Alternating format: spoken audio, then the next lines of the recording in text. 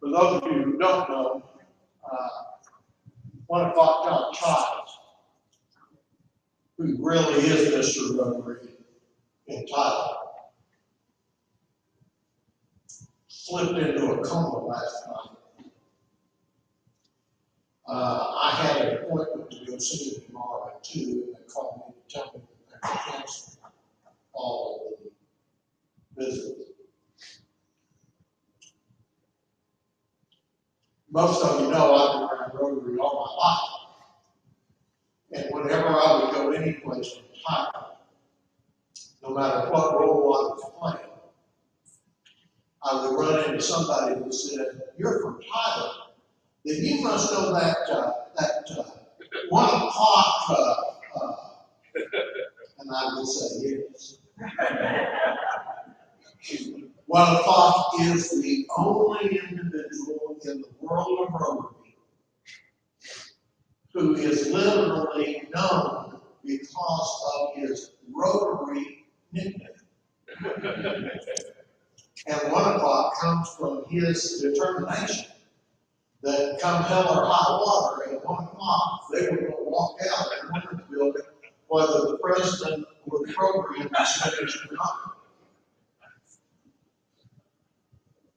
So I'm asking you today to join with me in a special thought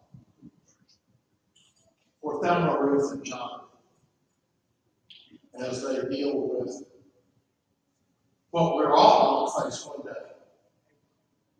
Let us pray.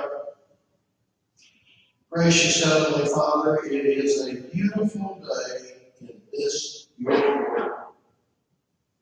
And we have so many blessings to thank you for. But not the least of which is the love that we share as Rotarians for your people and your world. We hold up John and Thelma Ruth today, not because they are more special, but because they are your special people. We ask that you give wisdom to our national leaders, patience and understanding to those seeking to find peaceful solutions to conflict around the world. We ask that you protect those that protect us, both home and abroad, and give special comfort to those in the West fighting rampant fires that would destroy the beauty of this world. We ask that you bless this food to the nourishment of our bodies and us to your service in this community and beyond. And we ask all these things each in our own way. Amen. Amen. pledge allegiance to the flag of the United States of America and to the republic for which it stands, one nation under God, indivisible, with liberty and justice for all. We don't have piano today, so somebody's going to have to start it.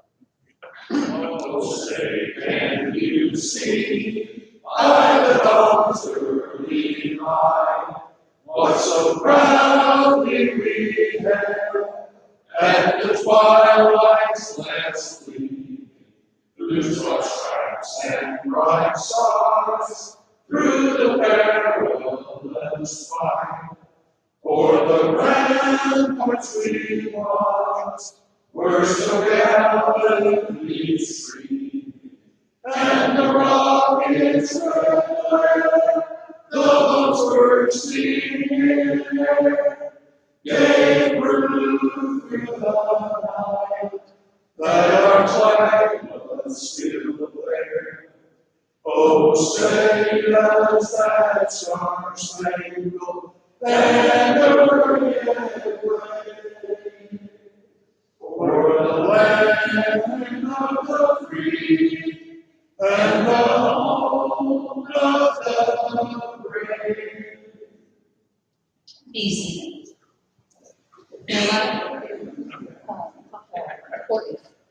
At last week's meeting, I made a point to recognize Krista for being here every week to play the piano for us when we do the national anthem. She came up to me afterwards, she goes, "Thank you so much, but I'm not going to be here next week." Really, I thought we sounded pretty darn good. So, Courtney, will you introduce our guest, please? Yes, not to put on the spot, Ms. Megan Riverside Gilbert is here today, Texas Bank and Trust, and he's a visitor of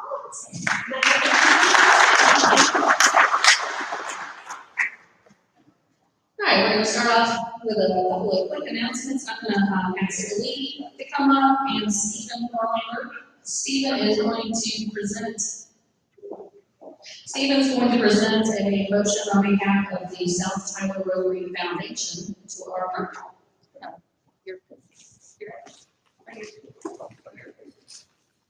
Hello, everybody. I had the honor of being the chair for international for this year, 2020-2021 South Tyler Rotary. As part of that, it was presented to me, and then I wrote it for a grant, emergency grant, to the Rotary Foundation Board of Directors. On August the 4th, 2020, as many of you know, Beirut experienced a horrific explosion in their dock area. That port was effectively destroyed. It was to the magnitude that a lot of experts are saying it's equivalent of tactical nuclear weapons. This has had horrible consequences to the people of Beirut. As many as 500,000 people may need assistance with immediate needs such as food, clothing, and shelter. Now, what a lot of people don't know, especially all the negative stuff you hear about that part of the world, there are, John, how many Rotary clubs? 21 Lebanese Rotary clubs, 7 in Beirut. John just said there's 7 Rotary clubs in Beirut, and the one that we probably will be working with is the Cosmopolitan Club. If I really suggest, if you're interested, to look, they have one of the best websites I've ever seen for Rotary Club. So my proposal is that, our club donated $2,500 to go to the relief of Beirut. Yes, John. That money will come from the foundation, and the foundation board of directors met approved that last month. Thank you. Okay, so basically, before we get any kind of voting, I want to tell you the conditions of this. The money transfer, okay, we've already done the first thing, which I brought it to the board. They approved it. The second thing that we're going to do is bring it to you guys, and you're going to vote on it. Because of the situation over there, we it is a mess. The government of Lebanon is not any shape, way, or form going to get their hands on this money. It's going to go directly through Rotary. If you guys approve this, the club approves this today, the next step I'm going to do is check with the district governor or start trying to find and see if there has been a conduit open for donations. I can't help but think that they do have one or they're preparing one. This club has a long, rich tradition of helping people in other parts of the world. When I was president, we gave money to the tsunami victims in Japan. We gave money to the tornado victims in Moore, Oklahoma. And that's the ones that come to my mind first. It's been a while. What I'm proposing today is a $2,500 grant to be sent through Rotary channels for the relief of Beirut veterans. And as I said in the last point, if the membership approves the funding of this grant, the funds will not be transferred until International Chairman of South Tyler Rotary has briefed the South Tyler Rotary Foundation, and that body approves the final plans on transferring the funds. We do not want this money ending up buying AK-47s. So what I'm proposing then is a grant for $2,500 for the relief of Beirut, Lebanon. So, We have a motion and we have a second. Are there any questions? Are there any questions? Seeing none, we'll vote on the motion. All in favor, say aye. Aye. Any opposed? Motion carries. Thank you, folks. I really appreciate it.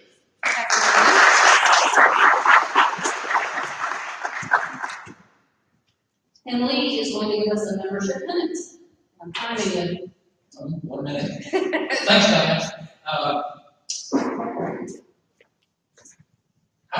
Do you remember how you became a member of Rotary?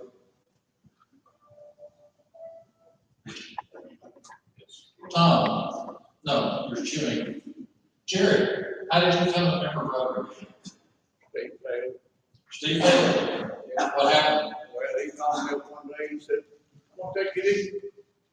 Steve Taylor called you up and said, "I want to take it in." I said, "We're going to Rotary Club." Mm-hmm. I had no idea where we were going. Yeah, no idea.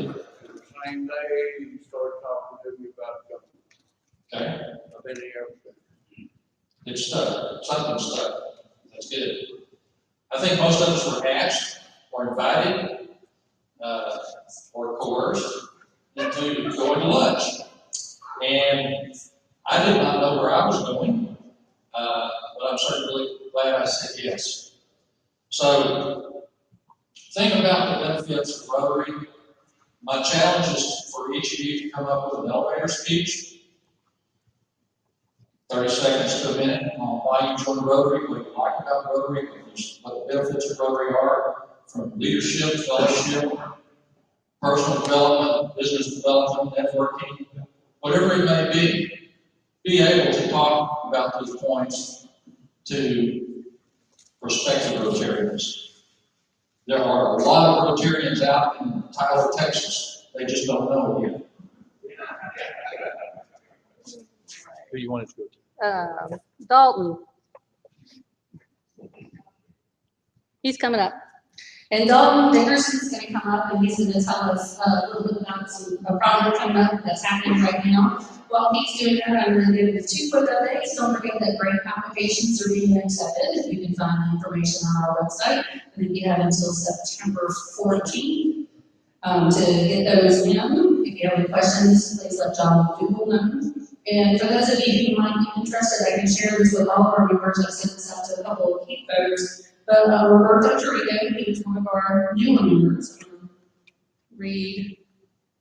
There is a Zoom call tomorrow The agenda of the meeting is an introduction to our movement. It's a team of volunteers working on an affordable respirator and oxygen concentrator to help the most needed on their survival rate through the COVID-19 pandemic. So there's a Zoom at 4 o'clock.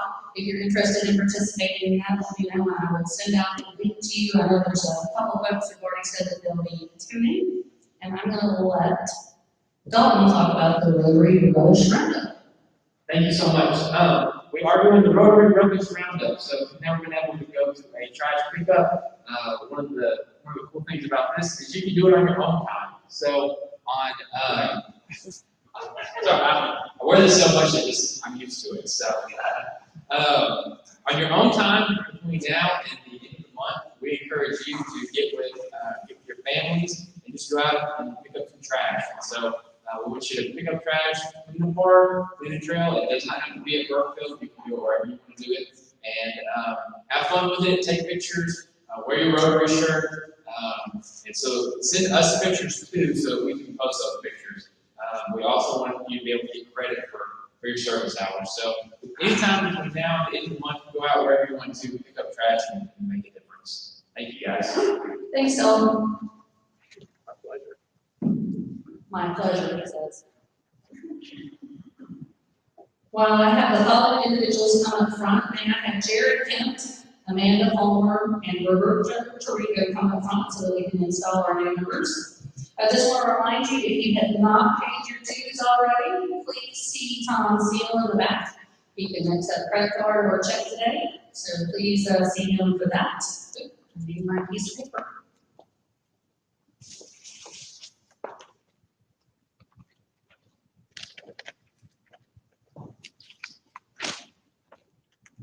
So today we are installing 2 members into South Tyler Rotary. Thank you, Jeff. We have Roberto Trigo, who is, I guess, a transfer. Are you currently member anywhere? Okay, so he's a transferring member of sorts from 2 different clubs, Snyder here in Texas, and what's the other club? It was District 46 to 90, that's all the ranking. Great. And then also we have Jared Kent. I know we've all seen Jared over the last year. He finally officially decided to join us. So today we're going to be installing both of them into Rotary. You both have been chosen for membership of the South Tyler Rotary Club because of your standing in your vocation and in the community, and because of your personal qualities, which we believe will make you a good Rotarian. By joining the South Tyler Rotary Club today, you become part of a worldwide organization of business and professional leaders who are united in fellowship to provide humanitarian service, to encourage high ethical standards in all vocations, and to create goodwill and achieve peace throughout the world. By virtue of your membership in this club, you will be welcomed into fellowship of any Rotary club in the world. It is my privilege and honor to induct you as a member of the South Tyler Rotary Club. Your sponsor will have the pleasure of pinning on the Rotary emblem. Wear it always and with pride.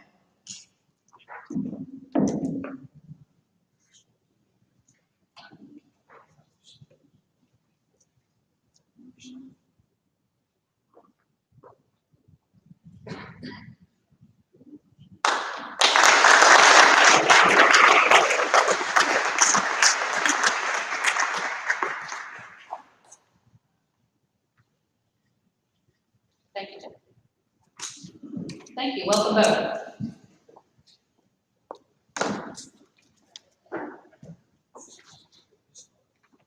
Just checking my list real quick to make certain I've covered all the stuff that needs to be covered. Are there any announcements from anybody on the floor? Any projects coming up that we haven't talked about? Anything that you need to talk about? I do want to welcome Amanda today. Not only is she one of our past presidents, but she's our area head member, which gives her distinguished status at our meetings, I guess. I didn't say presidential hiatus, I promise. She's been reaching out to me a bunch, so at this point, seeing no other announcements from the floor, I'm going to turn it over. If you saw in your bulletin, we were supposed to have Joe Willis as our speaker today, but we switched. It's going to be our own little codes. I printed off his introduction and left it on my printer, so he gets to introduce himself. But we all know and love little codes, and here he is. Hello. Thank you, Larry. I was going to do next week, Joe, new head football coach in Tyler Legacy, and that's going to take a long time for me to get used to saying that.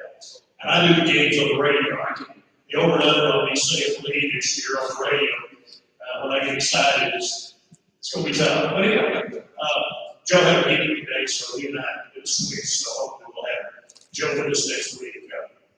I'll introduce myself in a minute. I've known you guys for a long time. I'd like to say this.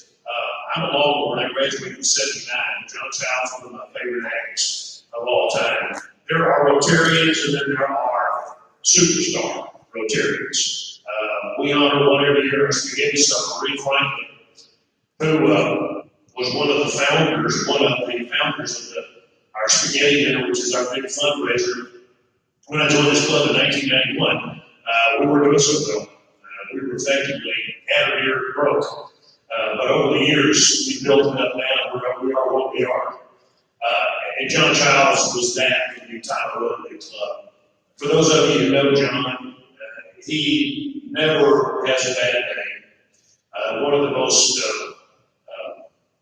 optimistic Rotarians I've ever met. And if there ever was a Rotarian First Lady, I guess, for this area, Thelma Ruth would probably be that. And met them. He's a tall guy, a World War II veteran, and she's a little lady. And they are what I think every married couple strives to be, best friends. And that's what I think we should all strive for our marriages. Know we love that person, also be their best friend. And they truly are that. And so I did not know that, Tom, and I'm sad to hear that today. He is an awesome guy. And whatever the plans the Lord has for him, we'll find out here in the next few days. All right, my name is Bill Coates. I've been a Rotarian since 1986. Before I talk sports, I always like to tell my Rotary story. I grew up in Tyler, I'm David. I graduated from John Tyler High School in Tyler High in 1975. University of Texas in '79, went to TJC for 2 years, and got immediately into the broadcasting business. And over the years, I've had a chance to do this, had to do some fun stuff. I started on a TV station in Austin in 1978. I was interning at the NBC affiliate in Austin. Austin was a different town in those days. The market was a lot. Let's put it this way: there were a lot of kids working weekends at the network affiliates. I was probably one of the last ones to do that. After I left, we figured, man, we got to get some real talented people here to get this. But I was interning at the radio at the TV station, and the old boy that was doing the weekend sports was a law school student at UT. He had to quit one day on Wednesday. So the next thing you know, on Saturday night, I'm anchoring the 10 o'clock sports. In the fall, after a UT game, right before Saturday Night Live. Okay, so in the 70s, if you remember, that was a huge audience. And I'm sure I provided comic relief going into the 10:30 slot. But anyway, I've learned over the years, over a period of time, that I guess got reasonably good at anchoring TV. And got into radio in the early 80s. And I had a chance to do a bunch of fun stuff. Some college football, pro football, tons of high school football. Worked with the Mavericks in the mid-80s during that period of time. So really got a lot of fun. Over the years, we've got a lot of fun people. I had the opportunity to interview a rookie Michael Jordan. I've interviewed politicians and jocks and Olympians and covered Super Bowls and just had a great chance to meet just a ton of people. We'll talk about how my experience with, how I lived with the shutdown this year. I got to see it up close and personal in sports. And back in March, we went to spring training, and I'll take a few questions. My Rotary story, I always love to tell it. Some of you heard it, but we have so many new members here. That's always good. Thank you. We've gotten all these new members. Maybe you haven't heard it. I was a sports anchor at WBAP Radio in the 80s. I lived in Arlington. I went to First Baptist Church, and my pastor, Charles Wade, one day invited me to the Rotary Club in Arlington, right there on Highway 80, the First Methodist Church. So you had this Baptist preacher taking me to the Methodist Church to eat lunch on a Thursday. That's when we met. So I said, sure. If the preacher tells you he wants to invite you to lunch, generally it's the other way around, right? So I said, yeah, boy, let's do this. So I met him over there. And boy, it was a great club. And I guess the downtown Arlington Rotary Club still is a very active club. I don't know much about it anymore, but I guess they're a big, So I go and meet people, and some of them knew me from my radio time. And so I went and had a good time. I didn't think too much about it. And about 2 or 3 weeks later, Dr. Wayne calls me up and he said, "Hey, we voted you in if you want to join." I didn't know that much about Rotary. I hadn't heard of it. We ride in Walmart. We see the sign when you drive into town, a little blue wheel. Everybody's seen that, right? I didn't know much about Rotary. But over the years, I had byproduct of that. I think a lot of us join Rotary clubs for different reasons, but a lot of them are probably selfish reasons. They make business contacts, meet people, right? The happy byproduct of all of that is the work that we do.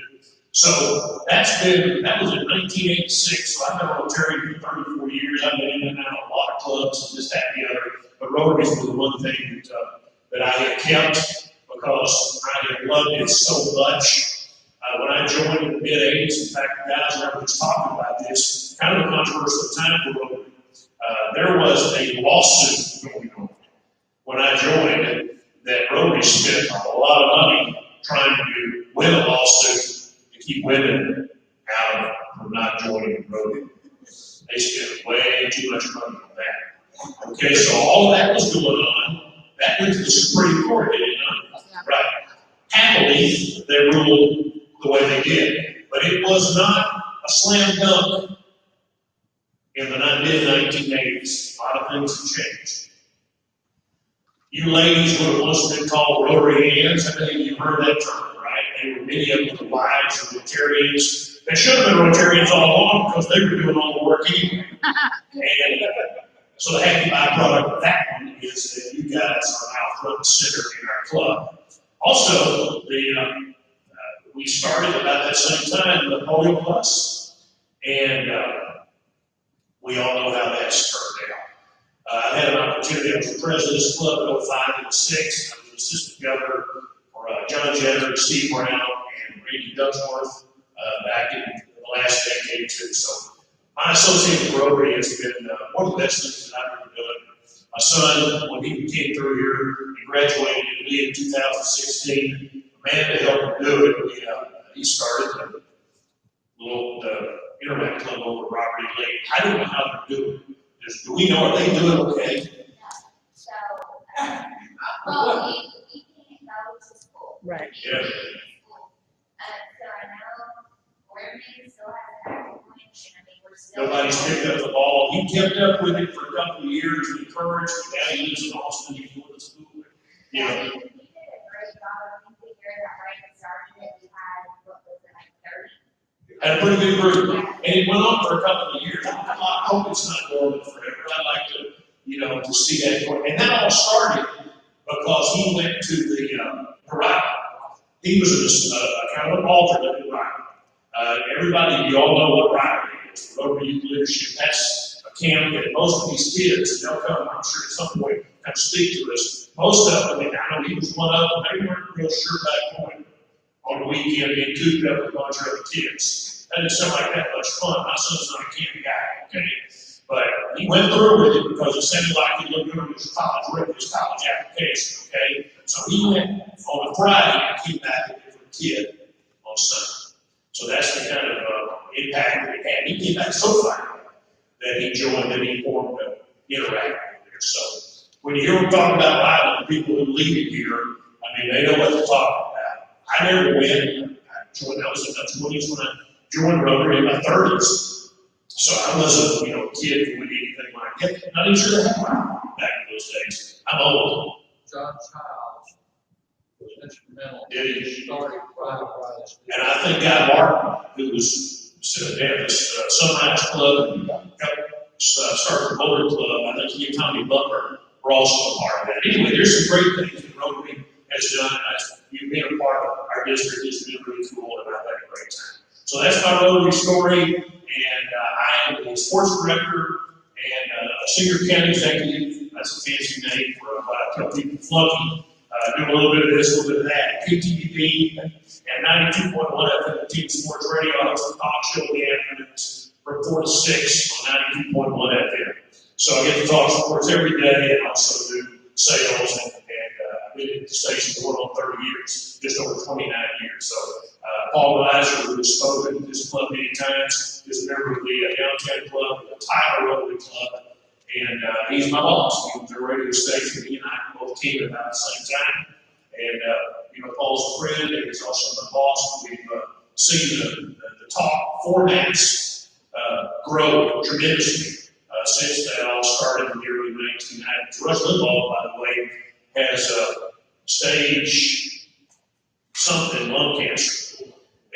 And so we don't know what the future holds for Rush, but if anybody, whether you like his politics or not, as far as changing an industry, Rush Limbaugh has done that. And whether you like him or not, he was the modern day Paul Harvey, who was probably one of the last of the true radio stars. And then along comes Rush, and he changed the whole business over the years. So I hope the best for him. Now let's talk about sports. I'll open this up to questions here in just a bit. I've been doing this for a long time. This is obviously the weirdest year that I've ever been a part of. I was, my wife and I, she went with me, went to Rangers spring training on Sunday, March 8th. Showed up in the ballpark, the Rangers were playing the Angels that afternoon, played the Dodgers that day in Surprise, Arizona. So I go generally every year to do my radio talk show out there 3 or 4 days and I'm back. I get there on a Sunday in time for the ball game. And the Rangers are playing the Dodgers in a spring training game. And about the 5th inning of these games, it's pretty loose. They open the clubhouse and you can go in the clubhouse, interview the guys who pitched that day. If you catch any of the other guys, and generally the Rangers play 2 or 3 innings and then they'll play off for 100. So if you catch them, you can interview them, and they open it up for about 45 minutes, and they do that every day. So I go in and I talk to 2 or 3 people. I was very lucky that day. I got to talk to about 4 different guys, including the shortstop, Elvis Andrus, and was able to get my week off to a pretty good start. And went back the next day, Monday, to start doing my daily shows. I was doing either through Thursday, and I went in the clubhouse at 1 o'clock local time.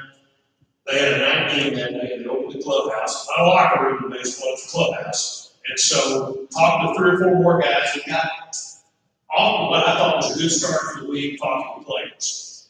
Didn't think too much of it. I knew that COVID was a growing topic, but about 2 o'clock that afternoon, the NBA pulled the plug on their season or announced that they were the NCAA tournament, followed the NCAA right behind them, and while within 48 hours, pretty much everybody was out of business. That night, during the Dodger game, we got word that the clubhouses were going to be closed. No more access for any of the media in the Rangers clubhouse. And that has not changed.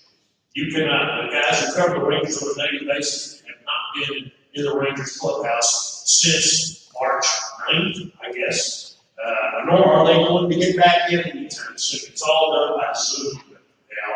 And it's been a challenge for these guys who are working to actually cover these teams on a day-to-day basis. So the next morning on Tuesday, they started bringing players out to us outside the clubhouse. And they had a chance to talk to Todd Frazier, the first baseman, and a couple of guys like that. But pretty much, and I got the manager that week and the general manager. And, so I had enough to get through the week. But by Thursday, everything had changed. And as we know now, sports for a period of time, maybe the most visible thing that we do in this country on a day-to-day basis is sports, perhaps. It's where people gather. It would be the front line of anything like this, because nowhere else in this country or in the world do as many people gather on a day-to-day basis as they do to watch ball games, whether it's a baseball game or a basketball game or a football game, or whatever the heck it is, soccer or whatever.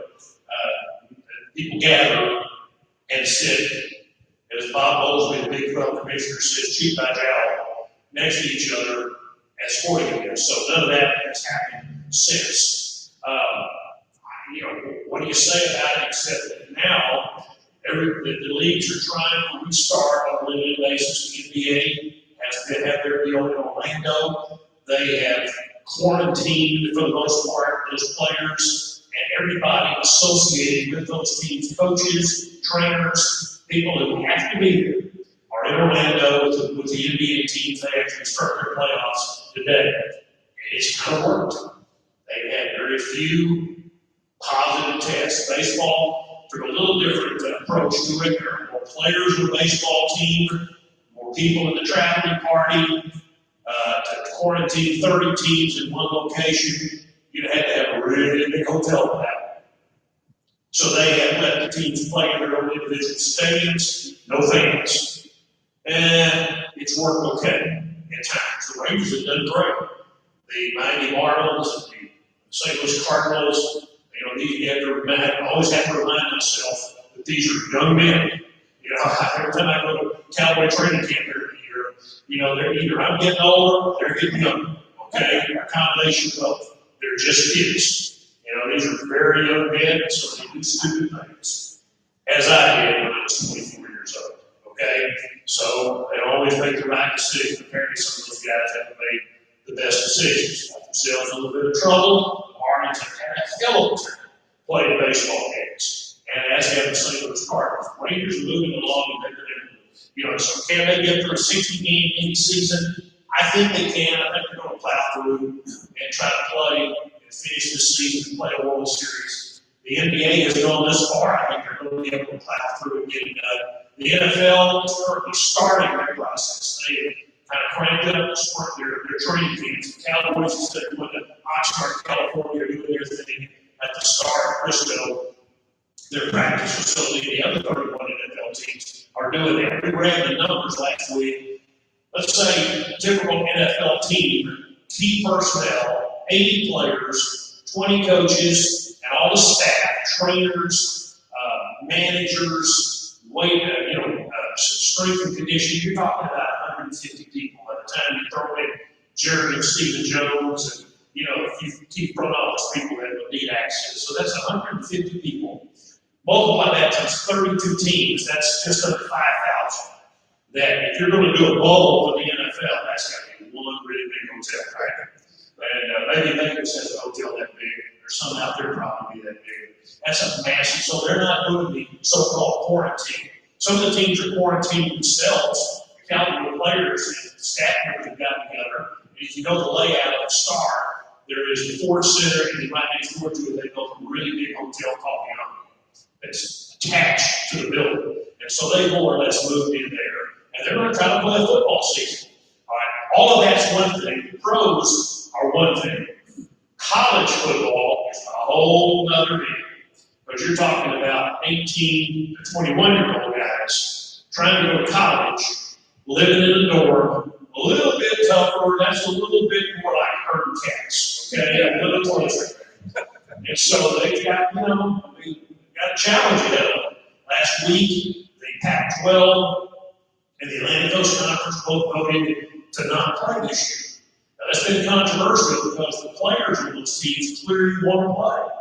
Some of the coaches clearly want to play. They even made noise about possibly having their own little deal. We'll schedule our own game. We don't need the conference. Ohio State and some of the others, Nebraska, that are in that league, we're talking about doing that. They've kind of all been muzzled by their conferences. So you're not hearing much about that right now. Last Tuesday night, we had John Denton here last week, and he told you there was a meeting early last week among the Big 12 board of directors about whether or not the Big 12 was going to push forward. They decided to try. And the SEC, which is the Southeastern Conference, and the Atlantic Coast Conference, which is not all, but mostly Southeastern schools, have all decided to try to play. It goes a little bit suspiciously toward political and geographical lines. The Pac-12 is West Coast, the Big 10 is North. The other three leagues are predominantly South. Whole different attitude about football down here, for the most part. And so they're all going to try to push through. Whether they get to do it or not remains to be seen. I do think that they're going to start. And they're going to start the season. We'll see how it goes from there. But it's going to be a challenge. The whole thing has been a challenge. It's been unprecedented. I've never seen anything like it. And this is high school football. This is Texas. University of Scholastic League has told them to go ahead and give it a try. And so they are. Across the street right now, they're preparing to play football. Robert E. Lee, Tyler Legacy, Tyler High School, formerly John Tyler, are gonna try to play their first games on the 24th and 25th of September, about a month later than they originally scheduled to play.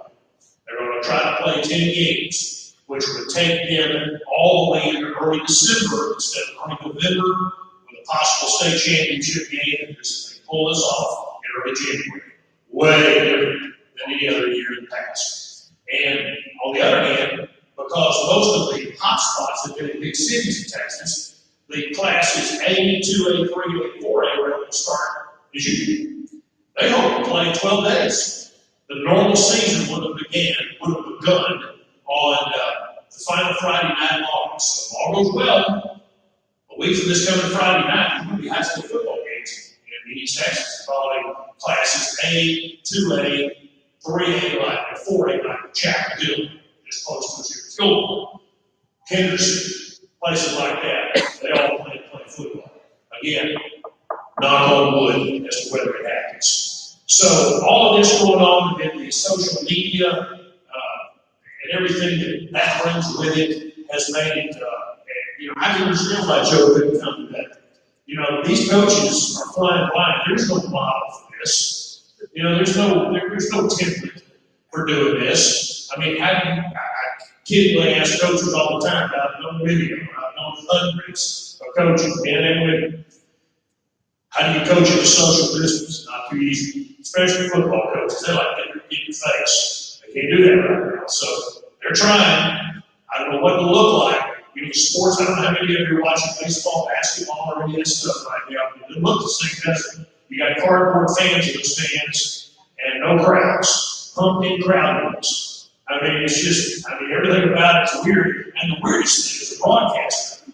And I've only had to do this one time, auditioning for a job. Otherwise, I've never called a game off the monitor. Okay? But the way the thing is working right now, if, let's say, the Rangers played in Colorado yesterday, they played the Colorado Rockies in Denver yesterday, okay? The Ranger broadcasters were all sitting in Globe Life Field in their own press box, calling the game off the monitor. They weren't anywhere in Colorado Mountains, okay? So they're trying to make that thing seem normal. They're going to do that in football this year. The home teams can be in their stadium, but the visitors don't travel. The visiting teams don't travel. They've got the technology to do that. I call it a high school football game. We don't have that. We don't have that ability. I'm going to have to go to Allen or wherever Legacy plays this year. I'm going to have to go, I guess. Let's say pull the plug away. So I'm going to have to go through that. The college broadcasters, the guys that do the major leagues, the NBA do the same thing. Those guys aren't there by and large. You've seen some of it. NASCAR, I don't know that those guys will win any of those races. I was watching, they were one of the first ones back, and they're all sitting in the studio. Now, the technology exists now. You've got about 8 camera angles. They might get a better look at it than they did before. I don't know. But they've got all these different camera angles at their disposal. But they're calling that thing right off the TV monitor. So, it's very different. Biggest change over the years for me, I guess, has been the way we report on sports. I started on a Friday and Saturday night, 1978, Texas played Texas Tech. And they played the game in Lubbock that night, and Texas won. And I had show highlights, on the 10 o'clock news on Channel 36. And that's what we covered those days. We didn't, we interviewed the coach and talked about the game. Well, we still do that. There's a lot more to it now. There's all the other issues that go along with it, everything from anthem kneeling or not, to all the social media stuff that these players post, and some of them make really bad decisions when they shouldn't hit send, they do, and some of that stuff affects their, how they're perceived by their teammates. It affects the way the team is structured. So it's a whole different ballgame. The drug thing used to be more or less swept under the rug. What these guys did off the field was kind of sort of a wink for many, many years, and it just didn't get reported. It's anything but that now. And again, part of it is because everybody, you and me both, are reporters. Now, anybody carrying one of these is a reporter. You can catch some athlete doing something he shouldn't. All you got to do is snap a picture, and boy, that makes news rapidly. In fact, most of the stories now are broken by people who aren't even in the regular media. They're people that are either on websites, TMZ, or people like that, have access to people who just, want to make a buck and take a picture of some famous person. That's how stuff gets reported. It's a whole different ballgame out there. There is nowhere to hide for these jocks that have to get in with it. There is nowhere to go. And they know that by and large. The ones who don't learn it pretty quickly, or they have real problems. But that's a little bit of an overview of the world of sports. I'm sure the best part of this normally is we got about 10 minutes. It's open to other questions. That's the part I like to see. Okay. I'm not thinking, is the World Series going to be at the same time this year? Yeah, more or They're less. not pushing it back. Yeah, they played a 16 season, so they hope to play. The Rangers played their 20th game yesterday. They're 10-10, so they're a third of the way through their 60-game season. So they hope to end in September, like they always would have, instead of 162 that played 60. And they're going to put 8 teams in each league in the playoffs. It's a bigger playoff format this year, and they're going to try to play the World Series at the same time in October, more or less, weather permitting, that they've always done it. I've been told that they may do neutral sites for the World Series this year because late October, the Yankees are pretty good this year. You know what the weather's going to look like, Yankee Stadium in New York in late October or early November. So we'll see about that. So they may go to neutral sites, yeah. It's inevitable, one of these talented players is going to test positive for COVID. Sure. What happens when they do? Or what happens when two or three of them? Can you repeat the questions if you? Okay, yeah, John wanted to know what happens if the kid tests positive for COVID, which is going to happen. I don't know. I think that they're going to try to push through it, but I don't know. I wish I don't know that if you'd asked that question to John last week, that he would have had the right answer. The right answer. I know that, I don't know. I wish I did know. They maybe try to reschedule games, try to quarantine and work around it if possible. That quarterback may need to play that week that everybody who's around it doesn't get to, which is why they're trying to keep these kids away from each other as much as they can, except in practice. So I think they're going to try to push through as best they can. Now, if the whole team gets it, or a whole position group gets it, there may not be any. I said at the top, I think they will try to start the season. Whether they get to finish or not is very much up in the air. And it's inevitable somebody's going to test positive. I wish I could answer your question. I'd be a popular guy if I could. Yes, ma'am.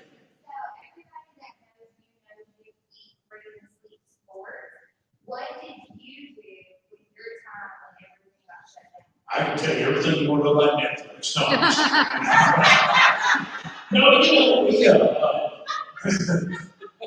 don't know. My wife and I behavior are still some of the most smart. I've got her next year, eat at home. A couple of Saturdays we went down to what Love's Lookout down in Jacksonville, had a picnic down there, just stuff. I don't know.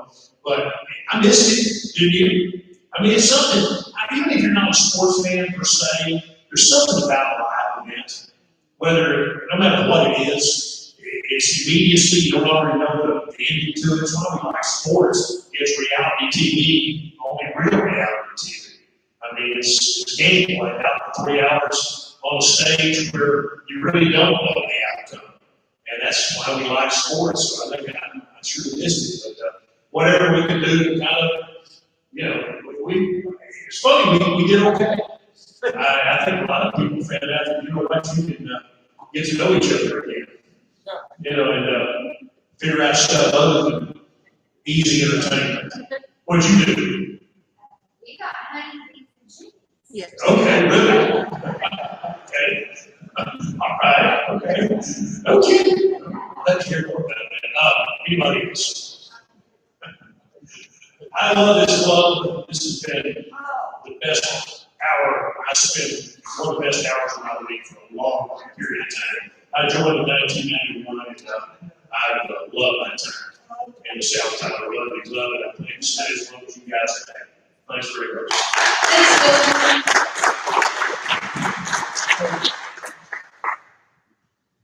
Bill. I didn't know that AV coordinator was going to be part of my title this year, so Trying to make certain, and in case you guys aren't aware, we have about 10 people on YouTube, so everybody applaud them being here via YouTube. That's why I do little things like ask the speaker to repeat the question because they can't usually hear it from the field. So what's the last? Hey, before we do this, I want to tell you a little something about John Oakley Childs. Back 42 years ago, John and I worked together at Heritage National Bank. And John got me into this club in 1979 when David Lake was the president. And we met at the Red Barn Steakhouse. And for $5, you got a nice filet, baked potato, and salad every Monday. And it was really good. John invited me to go fishing a couple of times, and on one occasion, John was a tall guy, big, aggy, kind of a little cumbersome, would you say? But we got out fishing, and John was setting the hook on the bass and went over the back of the boat and fell in the water. So I had to help him get back in the boat. It wasn't long before we hit a stump. And the boat, I was up in front of the boat, he was in the back of the boat. The boat started taking on water. Oh no. So he put the throttle down and came up to the front of the boat to try to get the boat to level out.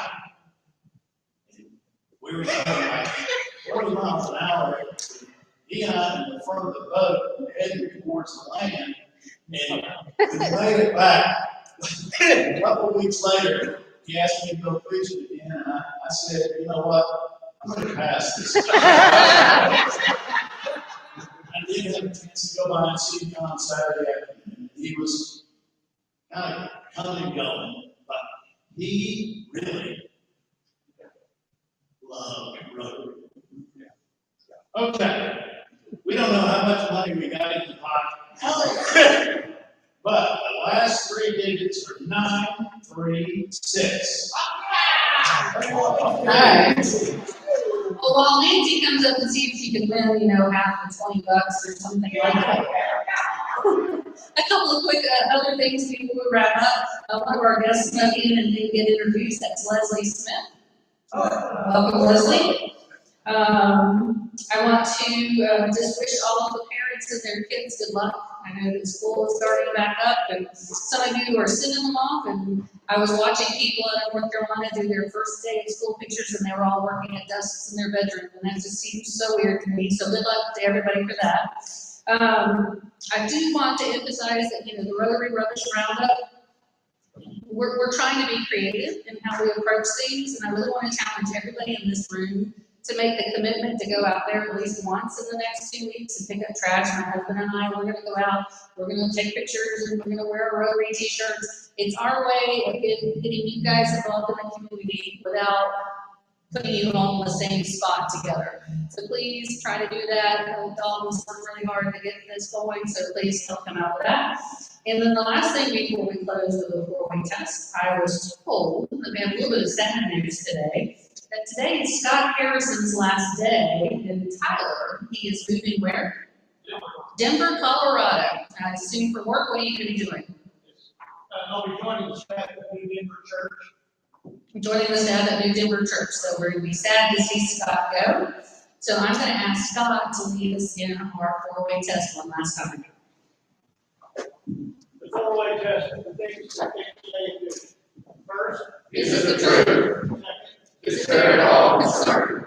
third, Will and never conscious. fourth, Will be beneficial to all concerned.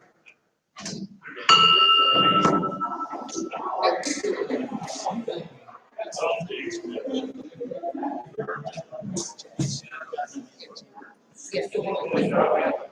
What's up, Jim?